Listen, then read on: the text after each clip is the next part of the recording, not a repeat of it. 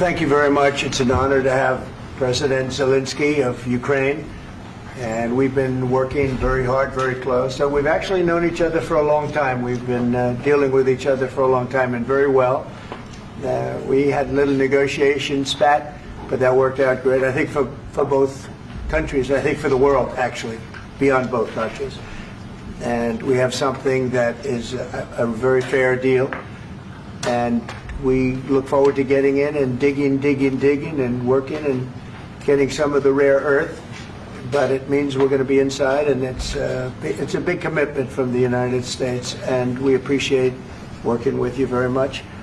And we will continue to do that. We have had some very good discussions with Russia. I spoke with President Putin, and we're going to try and bring this to a close. It's something that you want and that he wants. We have to negotiate a deal. But we've started the confines of a deal, and I think something can happen. The big thing is the number of soldiers, mostly at this point, but soldiers being killed. They're losing thousands of soldiers. So on both sides, we're losing a lot of soldiers, and we want to see it stop. And we want to see the money get put to different kinds of use, like rebuilding. And we're going to be working very hard. But we've had a lot of very good conversations. I will say until we came along, the Biden administration didn't speak to Russia whatsoever. They didn't speak to anybody. They just allowed this to continue. And I will say that, I'll say in front of you, you've heard me say it 1,000 times, if I were president, this war would have never happened. We would have had a deal negotiated for you without having to go through what you've gone through. But your soldiers have been unbelievably brave. We've given them great equipment, but somebody has to use the equipment. They've been unbelievably brave, and we give them great credit. This was supposed to be over very quickly, and here we are 3 years later. So I give tremendous credit to your generals and your soldiers and yourself, in the sense that it's been very hard fighting, very tough fighting. They're great fighters. And you have to be very proud of them from that standpoint. But now we want to get it over with. It's enough, right? We want to get it over with. So it's an honor to have you here. Thank you very much for coming. We're going to sign the agreement at the conference in the East Room in a little while, right after lunch. And we'll be having lunch together. We're also discussing some other things. And we appreciate everybody being here. It's somewhat of an exciting moment, but the really exciting moment is when we when they stop the shooting and we end up with a deal. And I think we're fairly close to getting that, and an honor to have you. And please, I'd like to say something. No, thank you so much, Mr. President. Thank you for the invitation. And really, I hope that this first document, will be first step to real security guarantees for Ukraine, our people, our children. I really count on it. And of course, we count that America will not stop support. Really, for us, it's very important to support and to continue it. I want to discuss it with details further during our conversation, and of course, the infrastructure or security guarantees. Because for today, I understand what Europe is ready to do. And of course, I want to discuss with you what the United States will be ready to do. And I really count on your strong position to stop Putin. And you said that enough with the war. I think that is very important, Ben, to say these words to Putin at the very beginning of war, because he is a killer and terrorist. But I hope that together we can stop him. But for us, it's very important to, to save our country, our values, our freedom and democracy, and of course, no compromises with the killer about our territories. But it will be later. And of course, what I wanted, we spoke about it by phone with you about the drones production. We have very good drones production. I think the best one in the world for today because of the war. Yes, and of course we need very much the air defense. You have the best air defense in the world, and really you helped us under attacks of Russians. And I want to speak how we can exchange the licenses. We're open to share the licenses of all our drones with you, of course, with the United States. And we need licenses for quick production of air defense. Even after the war, we need our nation to be calm, that we are secure. So that's why we need this air shield. And of course, About this, I want to speak about the contingents. I think that France and UK already spoke to you, and we know that Europe is ready, but without the United States, they will not be ready to be as strong as we need. And the last point, last not least, about exchange, about our people and children. And you know that these crazy Russians, that they stolen 20,000 of children, Ukrainian children. They changed their names, they changed their families, relatives, and now they're in Russia. We want to bring them back, and really, it's a big dream, task, and goal for me, and our warriors. By the way, Mr. President, we exchanged, released more than 4,000 warriors from Russian prison, but there are thousands more in the prison. I wanted to share with you some images. How it's just can I now? Yeah, please. Please. 1 minute. Just you to understand in what circumstances, in what situation they are, and what the attitude of Russia to our prisoners. That guys, just you before and after. And you see before and after, just you to understand. Now thousands of such guys, ladies and men, there, and that, so they don't eat, they beat them, and they, do a lot of bad things. So out of, even during the war, there are rules. Everybody knows there are rules during the war. These guys, they don't have any rules. You see that 50, 60 kilograms left, and a lot of such things. And I didn't want to show you what the changes with images of children, because I will just share with you, and I mean it's looking tragic. Yep, that's tough stuff. I wanted very much to give you, and you see it. Yeah. This is pastor, by the way. They stolen pastors because it's not Russian church. They stolen pastors and moved pastors to the prison. We, at the end of last year, we brought 3 pastors, and we could exchange them. And this is pastor, you see. Yeah, that's tough. Yeah. So I mean, this I wanted to show you, and this. So thank you very much. We want to get that ended, right? Yeah. Of course, we And want. I think we will. And We have to, of course. do you have any questions, please? Thank you, Mr. President. With the, how much money is the U.S. going to put into the fund that is being created today, and how does this provide long-term security for Ukraine?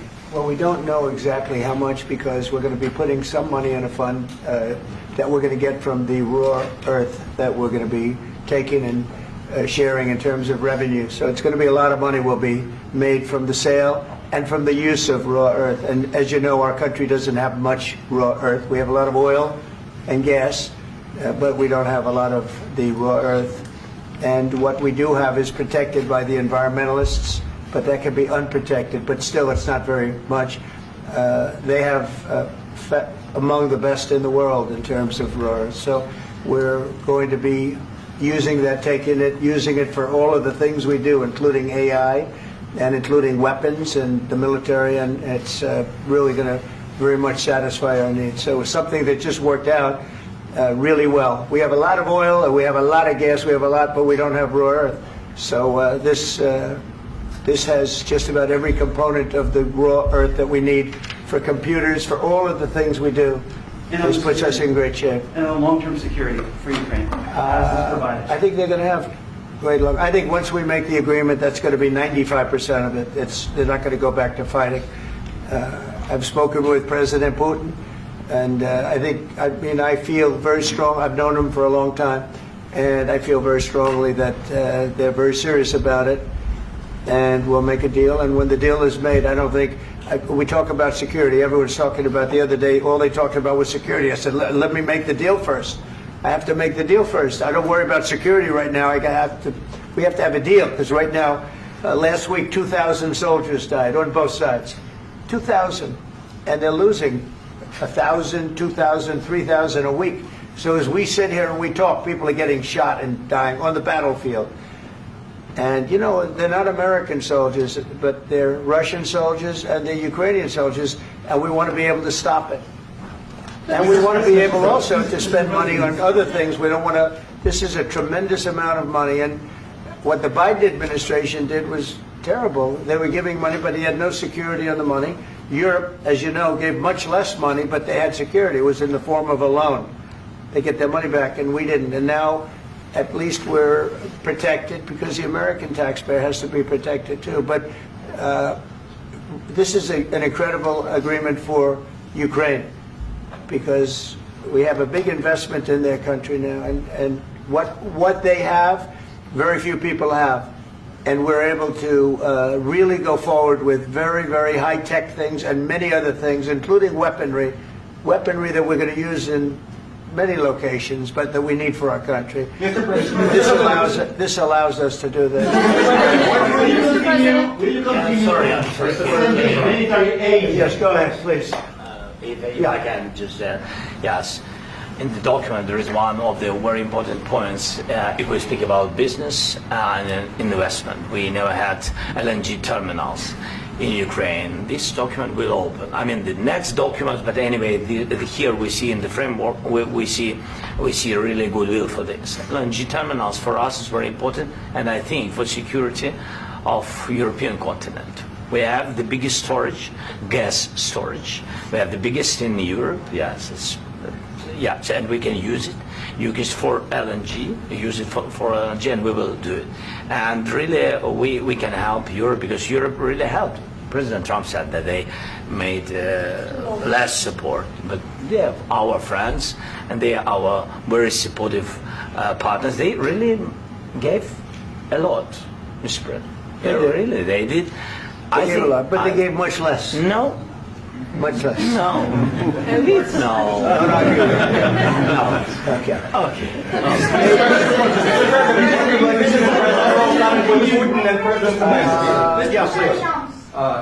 Mr. President Trump, you have repeatedly called the deal with Ukraine as a historical one. And as a President of the United States, you make historical decisions in other issues which affect America and other world. So what place in the world history do you want to take? And do you associate yourself with any famous historical figures? Yeah, I'd say George Washington, Abraham Lincoln. I would say I'm far superior to George Washington and Abraham Lincoln. Now, you know I'm only kidding, right? Because when I say that, the fake news is going to go wild. They're going to say he considers himself to be better than Washington. But you never know. You never know. I don't compare myself to anybody. I'm here to do a job. We've had a great 35 days or whatever it might be, a month, a little more than a month. We've accomplished tremendous amounts. Not only this would be a very great achievement if we could get the war stopped and get them back to normalization. I think that's going to happen. We've had very good talks on both sides, as you know. But I think we've done a very good job, just generally. If you look at all of the things we've done in 30 days, they're saying there's never been a opening for a president. The first month, there's never been a first month like we've had. And this is one of the very important things. This, to me, is one of the most important things because we have tremendous death taking place as we speak, and I don't want to have that. You know, think of the parents, whether they're in Russia or Ukraine, think of the parents of all these people being killed needlessly. They came to our territory. Should have never started. This would have, if I were president, this would have never started. Mr. President, will you continue sending military aid to Ukraine after the U.S. signs this agreement with Ukraine? Yeah, we're going to be continuing. To President Zelensky, do you feel like the U.S. is on your side, that President Trump is on your side at this moment? What do you think? He wants to know, do you think that, sort of a stupid question. I guess we wouldn't be here if I wasn't. I think that the United States on our side from the very beginning of occupation, and I think that President Trump on our side, and of course, I'm sure that the United States President will not stop support. This is crucial for us. It's important for us. Yes. And Putin, the president speaks about the people and the soldiers which are dying, but they came to our territory, they came to our land. They began this war, and they have to stop. And I think this is the question, with really the most important question. Can President Trump, I hope yes, with some other allies, to stop Putin, withdraw these enemies, our enemy, withdraw these troops from our land? And I think that you asked about the history, I think that if President, or when, he will stop Putin, if President Trump will bring peace to our country, I think he will be on this wall in time. We've had very, very good talks. What about military aid to Ukraine? President Zelensky just said that there will be no compromises with Vladimir Putin. I just wanted to ask both of you. Firstly, are there compromises that you think that President Zelensky is going to have to make? And President Zelensky, is there anything that you might be thinking that you may be able to offer or bring to the table, for example, elections? Thank you. I think you're going to have to always make compromises. You can't do any deals without compromises. So certainly he's going to have to make some compromises, but hopefully they won't be as big as some people think you're going to have to make. That's all. That's all we can do. I'm here as an arbitrator, as a mediator to a certain extent between two parties that have been very hostile. To put it mildly, they've been very hostile. There's been a vicious war. There's been a vicious war. You know, it's a very level battlefield, and those bullets go out, and as I've said many times, we were talking about it with Pete, many times the only thing stopping those bullets is a human body. And in the case we're talking about, generally young human bodies are stopping a lot of bullets. It's dead level. That's why it's great farmland. It's great land. It's great farmland, but there's very little protection against the bullets that are being, and other things that are being shot. So all I can do is see if I can get everybody at the table and get an agreement. And I think we're going to end up with an agreement. Otherwise, I wouldn't probably be even here today. Mr. President, I've got two questions for you. You think ultimately your legacy will be the peacemaker and not the president that led this country into another war and ended foreign wars? And I've got a question. I hope it will. I mean, I hope I'm going to be remembered as a peacemaker. This would be a great thing if we could do this. I'm doing this to save lives more than anything else. Second is to save a lot of money, but I consider that to be far less important. So I hope I'm going to, thank you, Brian, for that question. It was a nice question. I hope I'll be known and recognized as a peacemaker. This would be a great thing to solve. This is a very dangerous situation. You know, this could lead to a third world war. This was headed in the wrong direction. If this election were lost, if we didn't win this election, and by the way, we won it by a lot. That was a mandate. We won every swing state. We won the popular vote by millions and millions of votes. We won everything. The districts, you look at the areas of red, take a look at a map. This was a big mandate, and this was one of the things I said, we're going to get this thing settled. If we didn't win, I think this could have very well ended up in a third world war, and that would not have been a good situation. What was your second question? And my second question for President Zelensky: why don't you wear a suit? You're at the highest. Why don't you wear a suit? You're at the highest level in this country's office, and you refuse to wear a suit. Just want to see if do you own a suit? Yeah, problems. A lot of Americans have problems with you not respecting the dignity of this office. I will wear a costume after this war will finish. Okay. Yes, maybe one. Maybe something like this. Something like yours. Sir. Yes. That'd be great. Maybe something better. I don't know. We will see. Maybe something cheaper than. Yeah. Thank you. Thank you. Thank you, President Trump. You said yesterday that you have. Are you going to send more arms to Ukraine in case there's no peace? Yeah, we're going to have arms to Ukraine, yeah, sure. Hopefully I won't have to send very much, because hopefully we're going to have it finished. We're looking forward to finishing this quickly. We're not looking forward to sending a lot of arms. We're looking forward to getting the war finished so we can do other things. But we very much appreciate the agreement, because we needed what they had, and we're treating, you know, our country is now treated fairly. Biden didn't do that. He didn't know what the hell he was doing. This should have never happened. This should have never started. But you know, sure, the answer is yes, but hopefully we won't have to send much, because I'm looking forward to getting it done quickly, very quickly. Does that mean you'll provide security guarantees, Mr. President? I don't want to talk about security yet, because I want to get the deal done. You know, you fall into the same trap like everybody else. A million times you say it over and over. I want to get the deal done. Security is so easy. That's about 2% of the problem. I'm not worried about security. I'm worried about getting the deal done.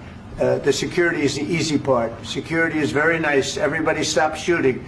And now will Europe put people there? I know France is going to. I know the UK is going to.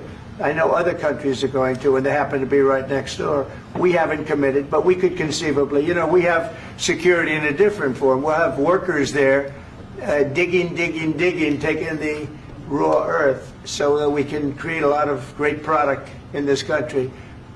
So in that sense, you have something, but we haven't determined that yet. I will say, in speaking to France and in speaking to, and they were here, as you know, last week and just the other day, they have committed to a lot of security.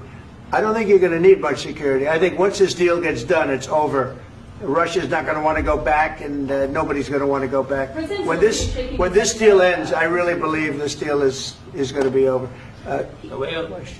Yeah, please go ahead. Go ahead. Thank you, sir. Mr. President, thank you. You had President Macron and Keir Starmer at the White House this past week, both of whom praised your courage and conviction to lead the pathway towards peace. Yes. Part of that involved, though, re-engaging in Russia in diplomatic relations, something that previous leaders lacked the conviction to do so. What gave you the moral courage and conviction to step forward and lead that? Well, I love this guy. Who are you with? One American News, sir. Well, that's why I like him. One American News does a great job. I like the question. I think it's a very good question. It's a pathway to peace. It's a pathway to getting something solved. And I feel that as the head of this country, I have an obligation to do that. Plus, you know, we're very much involved. We got involved. It's too bad we got involved, because there should have been no involvement, because there should have been no war. And there shouldn't have been October 7th.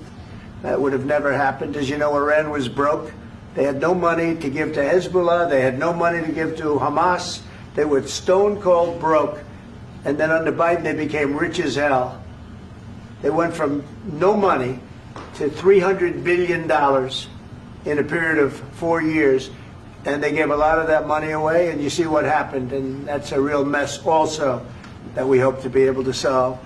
But no, I appreciate your question very much. It's just, I feel I have an obligation to try and do something to stop the death. If I can answer. Yes, if I can answer. Please, Sorry. go ahead. Please. And I do like your clothing, by the way. Yeah, really? Even though I think he's a great guy, by the way. But I don't know if you two like each other. But you know what? I think he's dressed. I like this guy. I think he's dressed beautiful. So I have more serious things than answer on such Yeah, question. sure, that's I will okay. answer on more serious That's a good question statement. if I can. That's Yeah. So please, about security guarantees and about just ceasefire. We can't just speak about ceasefire and speak. It will not work. Just ceasefire will never work, because I'm like a president. I have this experience, and not only me. Ukraine before my presidency, from the 2014, Putin broken 25 times. 25 times he broken his own signature. 25 times he broken ceasefire. But he never broke to me. He never broke to me. No, you were the president.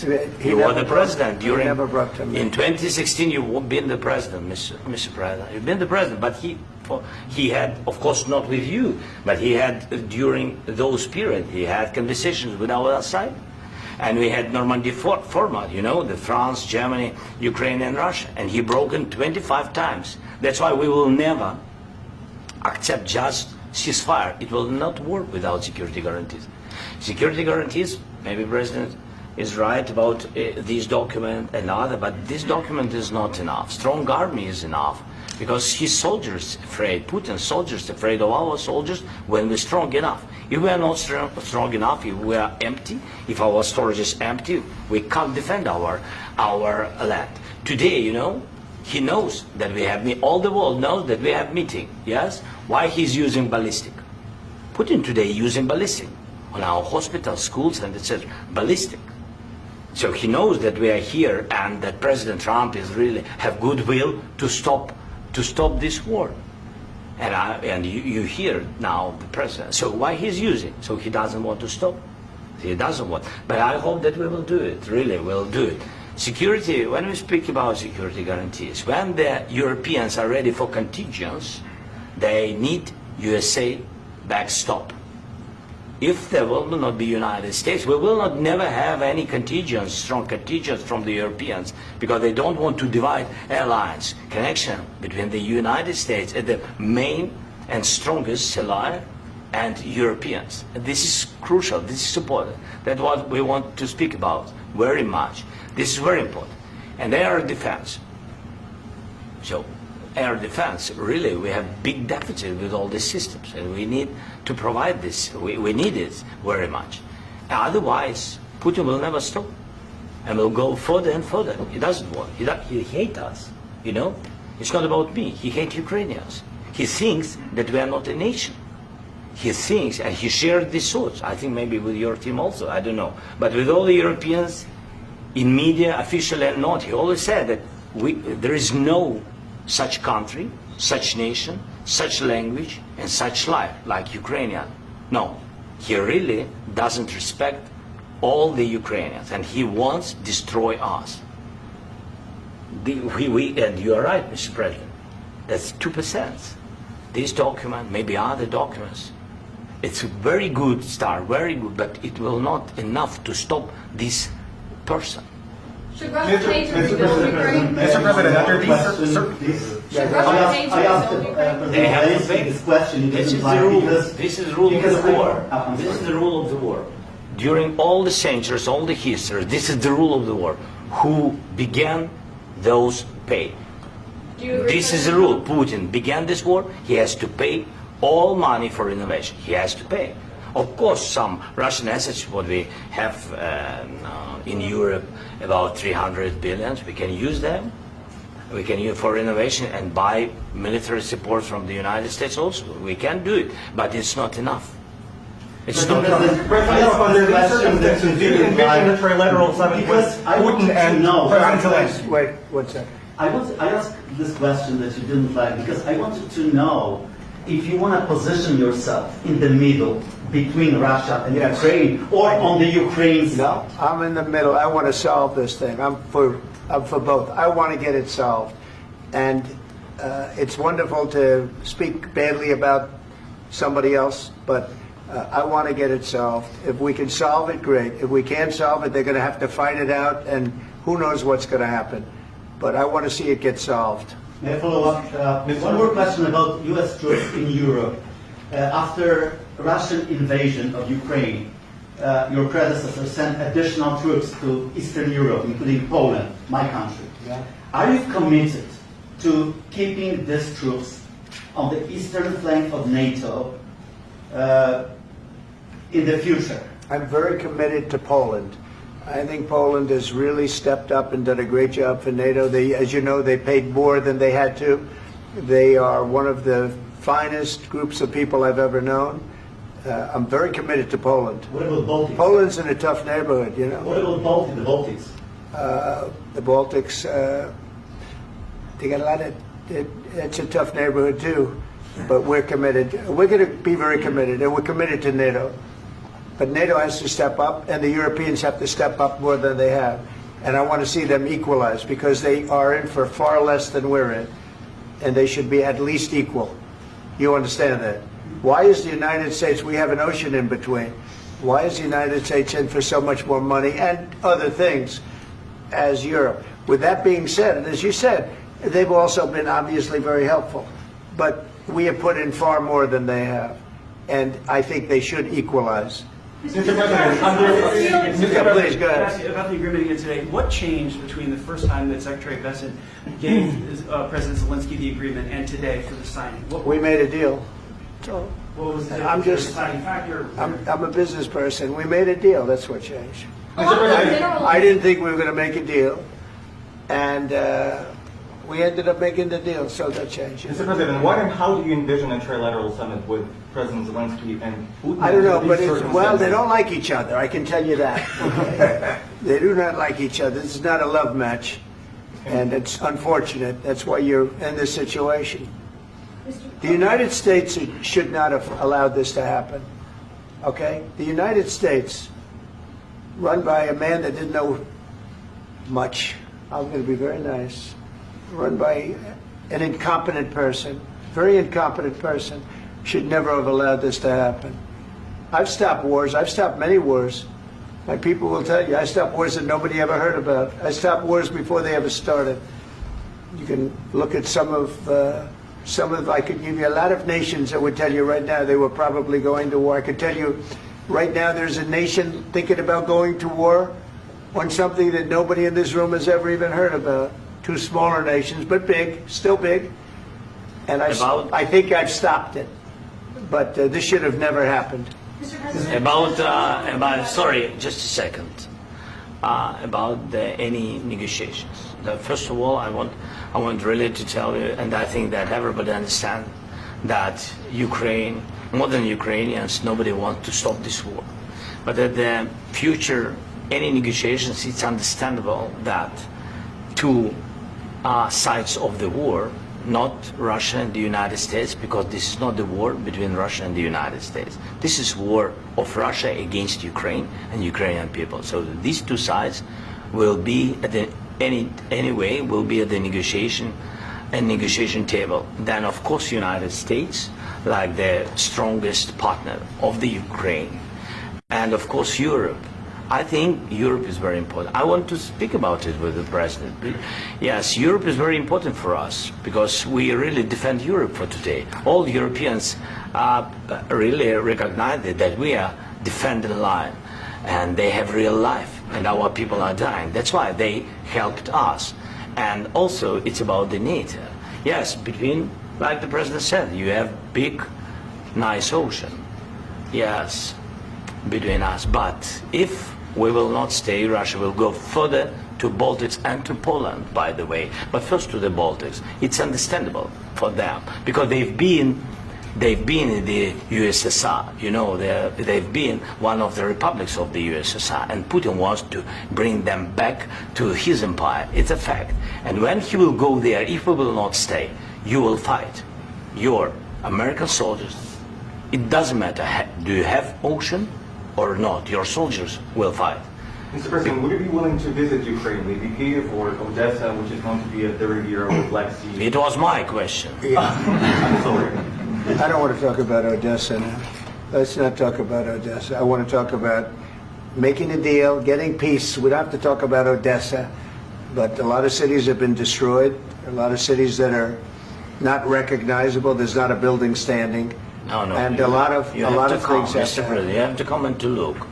No. We have very good cities.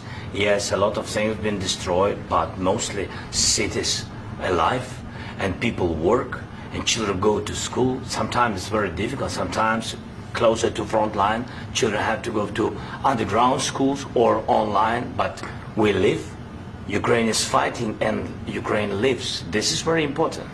And maybe it's Putin is sharing this information that he destroyed us. No, he lost 700,000 people, 700,000 soldiers. He lost everything. Yes. So. Mr. President, one more. I mentioned Poland. Please, go ahead. When did you last speak with President Putin, and what did he say that? A couple of days ago. And what did he tell you that gave you the assurance that he wanted peace? Well, that's what I do. My whole life is deals. I know pretty good. And I've known him for a long time. I've dealt with him for a long time. He had to suffer through the Russia hoax. You know, Russia was a hoax.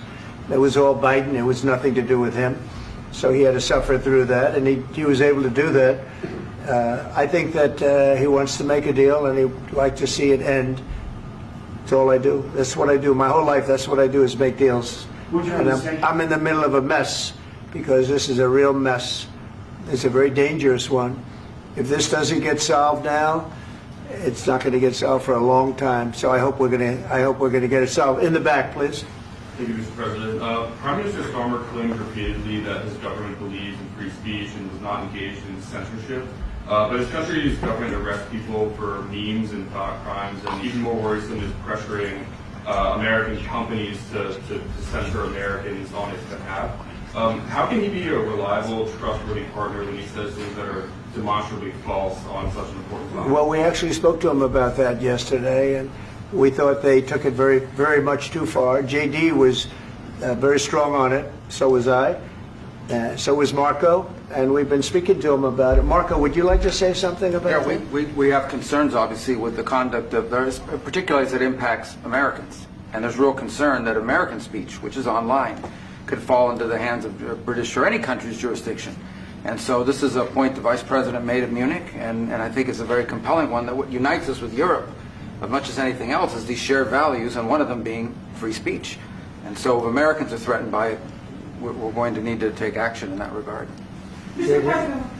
It's actually a very important question. We spoke about this in detail with the Prime Minister, the Foreign Secretary, and others at lunch yesterday. And I know that Secretary of Commerce Lutnick followed up in private meetings last night. This is really important. We believe Americans have the right to speak their mind, even if we in this room disagree with them. They have the right to speak their mind in the public square, which is often online these days. And we're going to defend that right as it pertains to American companies and American citizens vigorously if we have to. I do think that under the President's leadership, we're going to find common ground with our friends in the UK on this question, but it remains to be seen. The principle that will guide us is we believe in free speech in this country, and we'll fight for it for American citizens.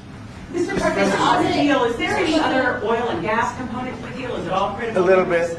We'll see. On LNG? But we're not really looking for that so much. We got a lot. We have more than anybody in the world, by far. So no, we're not talking about it too much, but a little bit. I think it affects also, but for the most part, no.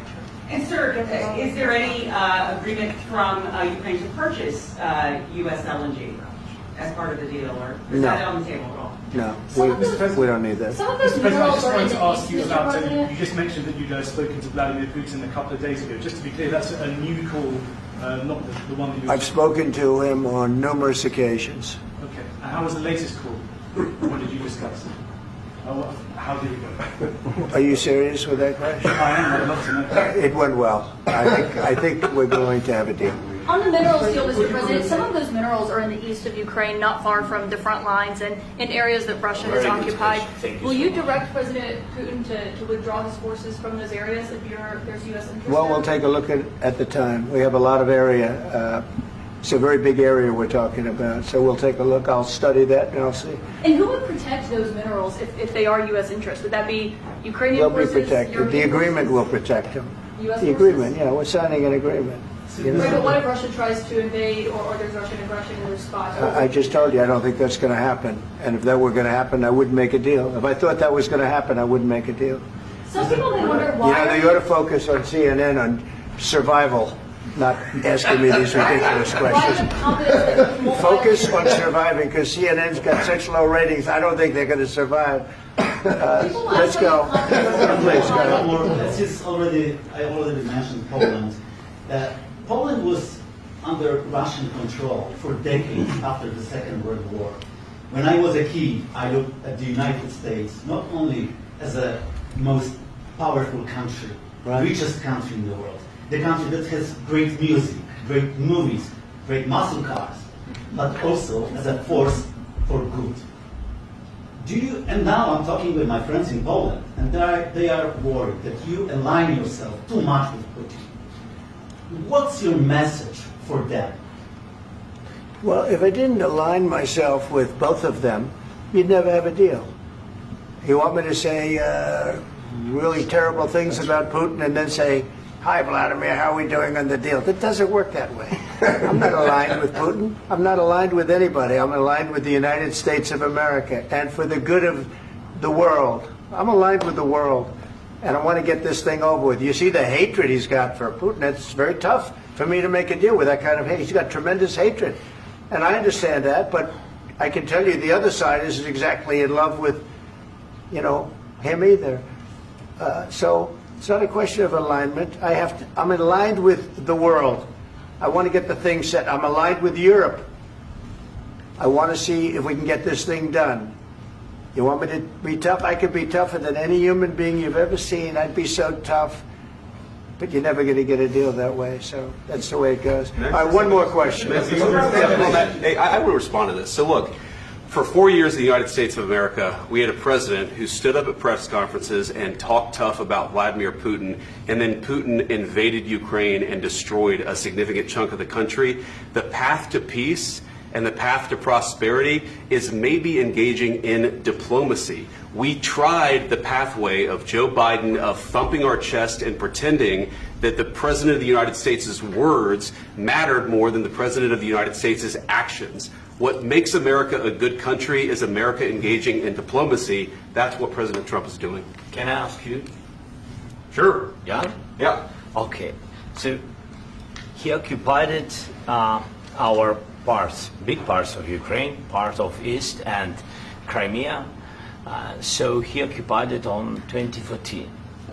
So during a lot of years, so I'm not speaking about just Biden, but those time was Obama, then President Obama, then President Trump, then President Biden, now President Trump, and God bless, now President Trump will stop him. But during 2014, nobody stopped him. He just occupied and took. He killed people. You know what the contact line? 2015. 2014 2014. to 2014. 2014. Yeah. So I was not here. Yeah, but that's exactly right. Yes, but during 2014 till 2022, yeah, the situation the same. The people have been dying on the contact line. Nobody stopped him. You know that we had conversations with him, a lot of conversation, my bilateral conversation, and we signed with him, me, like a new president. In 2019, I signed with him the deal. I signed with him, Macron and Merkel, we signed ceasefire. Ceasefire. All of them told me that he will never go. We signed him with gas contract. Gas contract. Yes, but after that, he broken this ceasefire. He killed our people and he didn't exchange prisoners. We signed the exchange of prisoners, but he didn't do it. What kind of diplomacy, JD, you are speaking about? What do you mean? I'm talking about the kind of diplomacy that's going to end the destruction of your country. Yes, but if you Mr. President, with respect, I think it's disrespectful for you to come into the Oval Office and try to litigate this in front of the American media. Right now, you guys are going around and forcing conscripts to the front lines because you have manpower problems. You should be thanking the President for trying to bring an end to this conflict. Have you ever been to Ukraine that you say what problems we have? I have been to. Count once. I've actually watched and seen the stories, and I know what happens is you bring them on a propaganda tour, Mr. President. Do you disagree that you've had problems bringing people into your military? And do you think that it's respectful to come to the Oval Office of the United States of America and attack the administration that is trying to prevent the destruction of your country? A lot of questions. Let's start from the beginning. Sure. First of all, during the war, everybody has problems. Even you, but you have nice ocean and don't feel now, but you will feel it in the future. God bless. You don't know that. God bless. You God bless. You will not have war. Don't tell us what we're going to feel. We're trying to solve a problem. Don't tell us what we're going to feel. I'm not telling you. Because you're in no position to dictate that. That's exactly what you're doing. You're in no position to dictate what we're going to feel. We're going to feel very good. You will feel influence. We're going to feel very good and very strong. You will feel influence. You're right now not in a very good position. You've allowed yourself to be in a very bad position, and he happens to be right about it. From the very beginning of the war. You're not in a good position. You don't have the cards right now. With us, you start having not cards. playing cards. Right now, you don't. You're playing cards. You're playing cards. Serious. You're gambling with the president lives of millions of people. You're gambling with World War III. You're gambling with World War III. And what you're doing is very disrespectful to the country, this country, that's backed you far more than a lot of people said they should have. Have you said thank you once? This entire meeting? No, in this entire meeting that you said thank you. You went to Pennsylvania and campaigned for the opposition in October. Offer some words of appreciation for the United States of America and the president who's trying to save your country. Please, you think that if you will speak very loudly about the war, you He's can... not speaking loudly. He's not Yeah. speaking loudly. Your country's in big trouble. Can I Wait a answer? minute. No, Can you've I done a lot answer? of talking. Your country is in big trouble. I know. You're not I winning. know. You're not winning this. You have a damn good chance of we are coming out staying, okay because of Mr. us. President, we are staying in our country, staying strong from the very beginning of the war. We've been alone, and we are thankful. I said thanks You haven't in been this alone. cabinet, You and haven't not been only alone. in this We cabinet. gave you, through I this said stupid thank- president, $350 billion. You voted We gave for you your military president. equipment, You and you voted men for are your brave, president. but they had to use our military. What about West? If you didn't have You our invited military me- equipment, you invited if me you to didn't speak. have our military equipment, this war would have been over in 2 weeks. In 3 okay? days, I heard it from Putin. In 3 days, this is something Maybe new. less. In 2 weeks, of course, yes. It's going to be a very hard thing to do business like this. I Again, tell you. just say thank you. I said a lot of times that there, thank you accept to that- American people. accept that there are disagreements, and let's go litigate those disagreements rather than trying to fight it out in the American media when you're wrong. We know that you're wrong. But you see, I think it's good for the American people to see what's going on. I understand, sir. I think it's I very understand. important. That's why I kept this going so long. You have to be thankful. You don't have the I'm cards. thankful. You're buried there. Your people are dying. tell you You're again, running I low know. on soldiers. Don't- Listen, don't, please, you're running Mr. low on President. soldiers. It would be a damn good thing. Mr. And then President. then you tell us, I don't want a ceasefire. I don't want a ceasefire. I want to go and I want this. Look, if you could get a ceasefire right now, I tell you, you take it so the bullets stop flying and your men stop getting killed. Of course, we want to stop the war. But you're I saying said- you don't want a ceasefire. But I said to you, I want a with ceasefire. guarantees. Because you'll get a ceasefire faster than an agreement. Ask our people about ceasefire, what they think. That wasn't It doesn't with matter me. for you what That what wasn't is- with me. It That was wasn't with you. a guy named Biden, who was not a smart person. This That is was your- with, this that was is with your Obama. president. It was your president. Excuse me. That was with Obama, who gave you sheets, and I gave you javelins. Yes. I gave you the javelins to take out all those tanks. Obama gave you sheets. In fact, the statement is Obama gave sheets and Trump gave javelins. You got to be more thankful, because let me tell you, you don't have the cards. With us, you have the cards. But without us, you don't have any cards. One more question to Mr. Vice President. I'm sorry. It's going to be a tough deal to make, Um, because the attitudes have to change. What if Russia breaks ceasefire? What if Russia breaks peace talks? What do you do then? I understand that it's a heated conversation right now. What are you but saying? what She's if asking, what if Russia breaks the ceasefire? What if anything? What if a bomb drops on your head right now? But they have Okay? broken ceasefire. What if they broke it?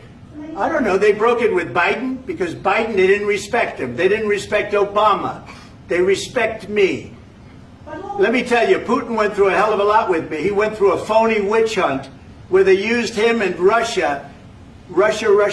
You ever hear of that deal? That was a phony Hunter Biden, Joe Biden scam. Hillary Clinton, Shifty Adam Schiff. It was a Democrat scam. And he had to go through that. And he did go through it. We didn't end up in a war. And he went through it. He was accused of all that stuff. He had nothing to do with it. It came out of Hunter Biden's bathroom. It came out of Hunter Biden's bedroom. It was disgusting. And then they said, oh, the laptop from hell was made by Russia. The 51 agents. The whole thing was a scam. And he had to put up with that. He was being accused of all that stuff. All I can say is this. He might have broken deals with Obama and Bush, and he might have broken them with Biden. He did, maybe. Maybe he didn't. I don't know what happened. But he didn't break them with me. He wants to make a deal. I don't know if you can make a deal. The problem is, I've empowered you to be a tough guy. And I don't think you'd be a tough guy without the United States. And your people are very brave. But you're either going to make a deal or we're out. And if we're out, you'll fight it out. I don't think it's going to be pretty, but you'll fight it out. But you don't have the cards. But once we sign that deal, you're in a much better position. But you're not acting at all thankful. And that's not a nice thing. I'll be honest, that's not a nice thing. All right, I think we've seen enough. What do you think? Huh? This is going to be great television, I will say that. All right. We'll see what we can do about putting it together. Thanks. I need the back of the chair. We'll Let's see, I don't. All right, guys, come on. Wait, hey, let's go. Guys, come on, let's move.